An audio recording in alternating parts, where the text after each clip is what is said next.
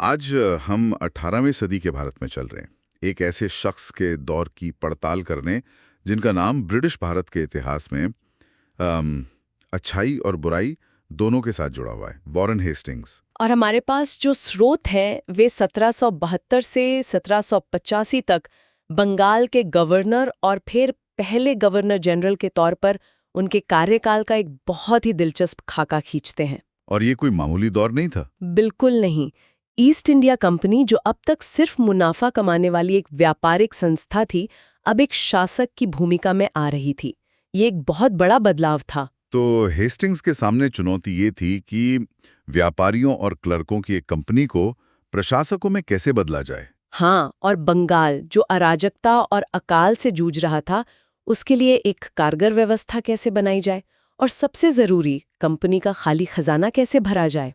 बिल्कुल। और हमारे पास जो स्रोत हैं वो दिखाते हैं कि हेस्टिंग्स एक ऐसे तूफान में नाव चला रहे थे जिसका एक बड़ा हिस्सा उन्होंने शायद खुद ही खड़ा किया था। एक तरफ उन्हें कंपनी को दिवालिया होने से बचाना था और दूसरी तरफ भारत में एक पूरी तरह से नई सत्ता स्थापित करनी थी। तो आज की इस चर्चा में हम इसी दुविधा को गहराई से समझेंगे कि क्या वो एक आर्किटेक्ट की तरह भारत में ब्रिटिश राज की नींव रख रहे थे, या एक व्यापारी की तरह बस पुरानी इमारत से कीमती सामान निकाल रहे थे। क्या सवाल है। ये सवाल उनके पूरे कार्यकाल पर लागू होता है। तो चलिए उनके सुधारों से शुरू करते हैं, जहां उन्होंने इस नई इमारत की नींव रखने की कोशिश की। हाँ, क्योंकि उन्होंने आते ही कुछ बहुत बड़े और बुनियादी बदलाव किए।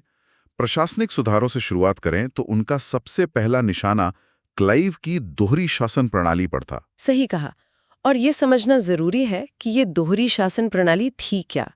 ये मतलब एक बहुत ही अजीब व्यवस्था थी, जिसमें कंपनी पैसा तो वसूलती थी, यानी दीवानी उनके पास थी, पर प्रशासन और कानून व्यवस्था की जिम्मेदारी बंगाल के नवाब पर थी। नतीजा, बंगाल में पूरी तरह अराजकता। मतलब कंपनी के पास ताकत थी पर जिम्मेदारी कोई नहीं। बिल्कुल। तो हेस्टिंग्स ने आके कहा, अब से पैसा भी हमारा और राज भी हमारा, जिम्मेदारी भी हमारी। उन्होंने 1772 में कंपनी को सीधे दीवान बना दिया और बंगाल, बिहार, उड़ीसा का सारा राजस्व प्रबंधन अपने हाथ में ले लिया। और खजाने को भी मुर्शिदाबाद से कलकत्ता ले आए, जो एक तरह से सत्ता के नए केंद्र का ऐलान था। और इस ऐलान के साथ कुछ बहुत कठोर वित्तीय फैसले भी आए, है ना? हाँ, आते ही उन्होंने हिसाब किताब ठीक करना शुरू किया। सबसे पहले तो बंगाल के नवाब का भत्ता सीधा आधा कर दिया गया, 32 लाख से 16 लाख। और वो जो मुगल बादशाह शाह आलम को पेंशन जाती थी, वो भी बंद, पूरी तरह से बंद कर दी। ये सिर्फ पैसे बचाने की बात नहीं थी, ये एक तरह का ऐलान था कि अब असली ताकत किसके हाथ में है। मतलब उन्होंने एक ही झटके में नवाब और बादशाह दोनों की हैसियत कम कर दी। और सिर्फ पैसे काटे ही नहीं, बल्कि जो इलाके बादशाह को दिए गए थे, जैसे इलाहाबाद और कोड़ा, उन्हें भी वापस लेकर 50 लाख रुपए में अवध के नवाब को बेच दिया। ये तो सीधे सीधे सत्ता का खुला खेल था। जाहिर है। लेकिन जब बात जमीन से लगान वसूलने की आई, जो आमदनी का सबसे बड़ा जरिया था, तो हेस्टिंग्स का खेल उतना कामयाब नहीं रहा। अच्छा। यहाँ उन्होंने ट्रायल एंड एरर का तरीका अपनाया, मतलब प्रयोग करके देखो, गलती हो तो सुधारो। 1772 में उन्होंने 5 वर्षीय बंदोबस्त शुरू किया। इसका मतलब था कि जमीन को 5 साल के लिए सबसे ऊंची बोली लगाने वाले को ठेके पर दे दिया जाएगा। लेकिन इसमें एक बड़ी अजीब बात थी, उन्होंने पुराने जमींदारों को कोई प्राथमिकता नहीं दी। बिल्कुल, ये उनकी बहुत बड़ी गलतफहमी थी। कंपनी का मानना था कि जमींदार तो बस टैक्स इकट्ठा करने वाले बिचौलिए हैं, जमीन के असली मालिक नहीं। उन्होंने सदियों से चले आ रहे एक सामाजिक आर्थिक ताने बाने को एक झटके में तोड़ दिया। हाँ, ये एक तरह से सभ्यता का टकराव था। कंपनी ने अपनी नीलामी वाली मानसिकता को एक जटिल कृषि व्यवस्था पर थोपने की कोशिश की। और नतीजा पूरी तरह से विनाशकारी। अच्छा। ने ना तो जमीन की परवाह थी, ना किसानों की। उनका एक ही मकसद था, 5 साल में ज्यादा से ज्यादा पैसा निचोड़ लेना। लगान की दरें आसमान छू रही थीं और वसूली के तरीके बेहद क्रूर थे। किसान जमीनें छोड़कर भागने लगे। एक स्रोत में तो लॉर्ड कॉर्नवालिस का एक बयान है जो रोंगटे खड़े कर देता है। क्या कहा उन्होंने? उन्होंने 1789 में लिखा कि कंपनी का 1/3 क्षेत्र अब केवल जंगली जानवरों द्वारा बसा हुआ जंगल था। बाप रे, ये कल्पना करना भी मुश्किल है। तो जमीन के मामले में तो उन्होंने पूरी तरह से गड़बड़ कर दी। ऐसा लगता है जैसे वो एक ऐसी मशीन बनाने की कोशिश कर रहे थे जिसके पुर्जे वो खुद भी नहीं समझते थे। शायद इसी असफलता ने उन्हें सोचने पर मजबूर किया कि कम से कम कानून और न्याय का सिस्टम तो ठीक से खड़ा किया जाए, जहां नियम ज्यादा साफ हों। हाँ, और न्यायिक क्षेत्र में उन्हें ज्यादा सफलता मिली भी। उन्होंने मुगल मॉडल पर ही एक ढांचा बनाया। हर जिले में एक दीवानी अदालत यानी सिविल कोर्ट और एक फौजदारी अदालत यानी क्रिमिनल कोर्ट। सही। दीवानी अदालतों की अध्यक्षता कलेक्टर करते थे और हिंदुओं के लिए हिंदू पंडितों की सलाह पर और मुसलमानों के लिए काजियों की सलाह पर फैसले होते थे। लेकिन इसमें एक बड़ा विरोधाभास नहीं है। एक तरफ तो आप कानून को संहिताबद्ध कर रहे हैं, कोड ऑफ जेंटू लॉज जैसी किताबें बनवा रहे हैं। हाँ। दूसरी तरफ जज की कुर्सी पर उसी कलेक्टर को बिठा रहे हैं जिसका मुख्य काम ही ज्यादा से ज्यादा लगान वसूलना है। क्या कोई किसान उस कलेक्टर के खिलाफ कभी कोई केस जीत सकता था? ये एक बहुत जरूरी सवाल है। ये न्याय व्यवस्था असल में कंपनी के शासन को मजबूत करने का एक औजार ज्यादा लगती है। और इसी दौरान 1773 के रेगुलेटिंग एक्ट के तहत कलकत्ता में एक सुप्रीम कोर्ट भी बन गया। सुप्रीम कोर्ट के अपने नियम थे, जिला अदालतों के अपने। किसके अधिकार कहाँ तक हैं ये साफ ही नहीं था। तो सुधार तो हुए, पर अपने साथ नई उलझनें भी लेकर आए। और उलझनें सिर्फ अदालतों में नहीं थी। सबसे बड़ी उलझन तो खुद हेस्टिंग्स की अपनी काउंसिल में ही पैदा हो गई। हाँ, रेगुलेटिंग एक्ट ने उन्हें गवर्नर जनरल तो बना दिया, लेकिन उनकी ताकत को सीमित भी कर दिया। 4 सदस्यों की काउंसिल बनाई गई और फैसले बहुमत से होने थे। और इसमें से 3 सदस्य जनरल क्लेवरिंग, कर्नल मॉनसन और फिलिप फ्रांसिस इंग्लैंड से आए और वो पहले दिन से ही हेस्टिंग्स के खिलाफ थे। मतलब वो ये मानकर आए थे कि बंगाल में सब कुछ गलत हो रहा है और हेस्टिंग्स एक भ्रष्ट और निरंकुश शासक हैं। बिल्कुल। तो आते ही जंग शुरू हो गई। उन्होंने हेस्टिंग्स के हर पुराने फैसले की जांच शुरू कर दी, खासकर रोहिला युद्ध की। हाँ, और लगभग 2 साल तक उन्होंने बहुमत के दम पर हेस्टिंग्स को लगभग शक्तिहीन कर दिया।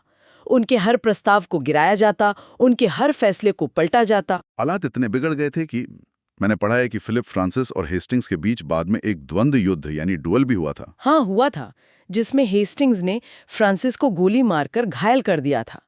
ये दिखाता है कि दुश्मनी किस हद तक थी। अच्छा, तो यहाँ से मामला सियासी होने लगता है। और इसी सियासी कीचड़ में नंद कुमार का वो मशहूर मामला सामने आया, जिसने हेस्टिंग्स के किरदार पर सबसे बड़ा दाग लगाया। ये क्या था? ये बहुत ही नाटकीय और रहस्यमयी घटना थी।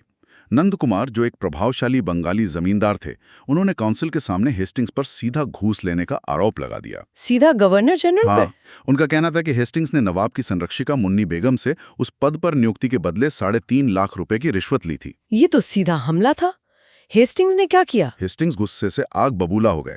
उन्होंने काउंसिल को भंग कर दिया और कहा कि वो अपने ही घर में एक आरोपी की तरह खड़े नहीं हो सकते। लेकिन फिर कुछ ही हफ्तों के अंदर पासा पलट गया। नंद कुमार पर जालसाजी यानी फोर्जरी का एक पुराना मामला दर्ज हो गया। 1 मिनट, मतलब गवर्नर जनरल पर रिश्वत का आरोप लगा और आरोप लगाने वाले पर ही कुछ दिन बाद एक दूसरा केस शुरू हो गया। ये महज एक संयोग था? यही तो $1 मिलियन का सवाल है। नंद कुमार का मुकदमा कैलकाटा के नए सुप्रीम कोर्ट में चला, जिसके चीफ जस्टिस सर रीज एमपी हेस्टिंग्स के बचपन के दोस्त थे। सही पकड़े। एक यूरोपियन ज्यूरी ने नंद कुमार को दोषी पाया और उन्हें फांसी की सजा सुना दी गई। इस पर तो बहुत विवाद हुआ होगा। आज तक होता है। आलोचक इसे न्यायिक हत्या कहते हैं।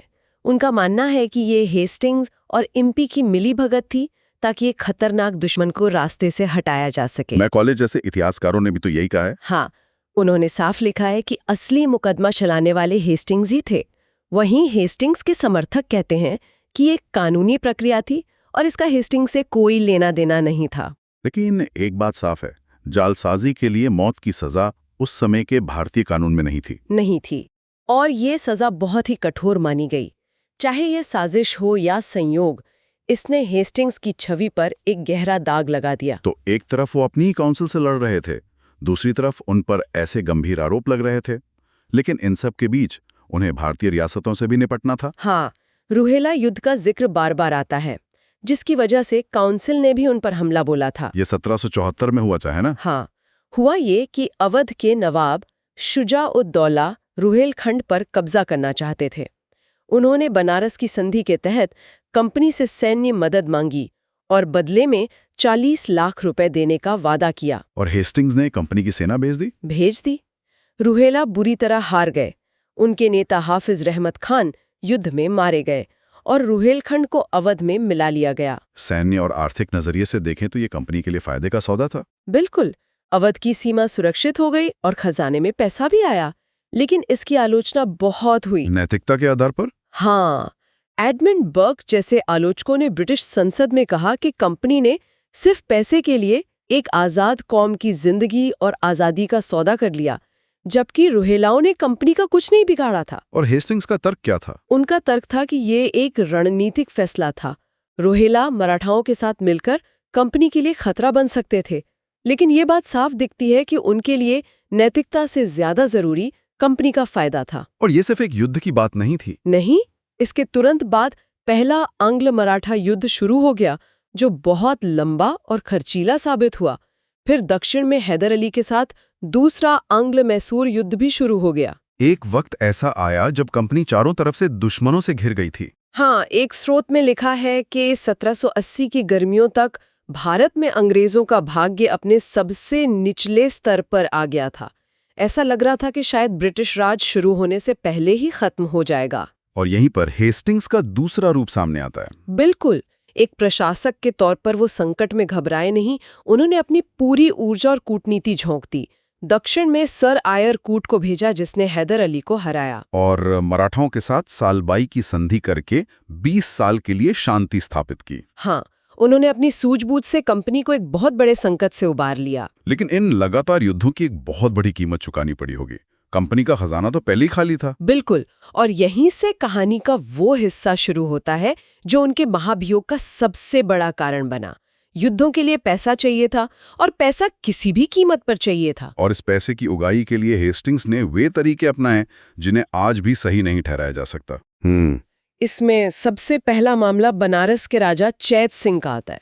चैत सिंह के साथ कंपनी की एक संधि थी, है ना? हाँ, एक संधि थी जिसके तहत राजा को कंपनी को सालाना एक तय रकम देनी थी, और संधि में साफ लिखा था कि इसके अलावा कोई और मांग नहीं की जाएगी। लेकिन हेस्टिंग्स ने युद्ध का बहाना बनाकर 1778 से हर साल अतिरिक्त पैसों की मांग शुरू कर दी। ये तो सीधे सीधे संधि का उल्लंघन था। जाहिर है, जब राजा ने आनाकानी की और पूरी रकम देने में देरी की, तो हेस्टिंग्स ने इसे अपनी सत्ता की अवमानना माना। और उन्होंने राजा पर 50 लाख रुपए का भारी जुर्माना लगा दिया। और उन्हें गिरफ्तार करने के लिए खुद बनारस पहुंच गए।